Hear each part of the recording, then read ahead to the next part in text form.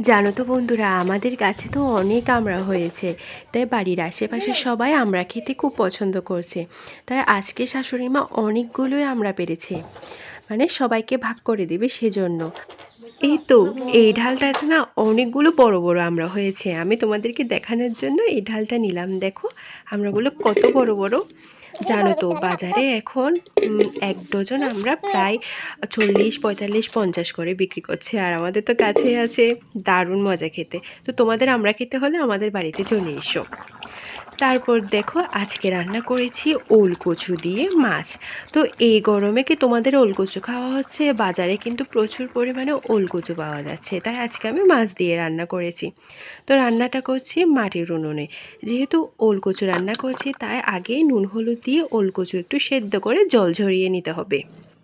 এইদিকে ওল কচু সেদ্ধ হতে হতে আমি কি করছি, মাছে নুন হলুদ মাখিয়ে রাখছি। দেখো মাছের মাথা আর মাছ কিন্তু একদম ফ্রেশ ছিল, তাই ভাবছি রান্নাটাও খেতে ভালো হবে। তারপর এদিকে তো আমার ওল কচু সেদ্ধ হয়ে গিয়েছে, এখন জলটা ঝরিয়ে নিচ্ছি। তারপরে মাছ আর মাছের মাথা একে একে করে একদম লাল লাল করে ভেজে নিচ্ছি।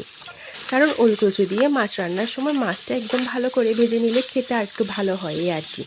মাছ ভাজার তেলে আমি ওল কচুও ভেজে নিচ্ছি। ওল কচু একটু ভেজে নিলে খেতে ভালো লাগে। ওল কচুটা লাল লাল করে ভেজে নিচ্ছি। এখন আবার তেল দিচ্ছি, তেল দেওয়ার পরে কুচনো পেঁয়াজ একটু লাল লাল করে ভেজে নিচ্ছি।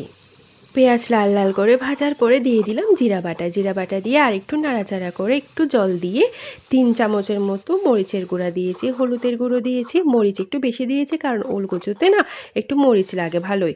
এরপর ভেজে রাখা ওলকচু দিয়ে ভালো করে কষিয়ে নিচ্ছি। তারপরে সেদ্ধ গরম জল দিয়ে দিলাম। তারপর আর একটু নাড়াচাড়া করে পরিমাণ মতো নুন দিয়ে দিচ্ছি। এরপর আবারও নাড়াচাড়া করে ভেজে রাখা মাছের মাথা আর মাছগুলো দিয়ে দিচ্ছি। এখন শুধু ভালো করে ফুটিয়ে নিলে হয়ে যাবে। আর দেখো বন্ধুরা, আমার রান্নাটা কিন্তু একদম হয়ে গিয়েছে। আর তোমাদের কাদের ওলকচু পছন্দ আর এই সিজনে ওলকচু খাওয়া হয়েছে অবশ্যই কমেন্টে জানাবে। আর আমার রান্নাটা আজকে কেমন লেগেছে জানাবে।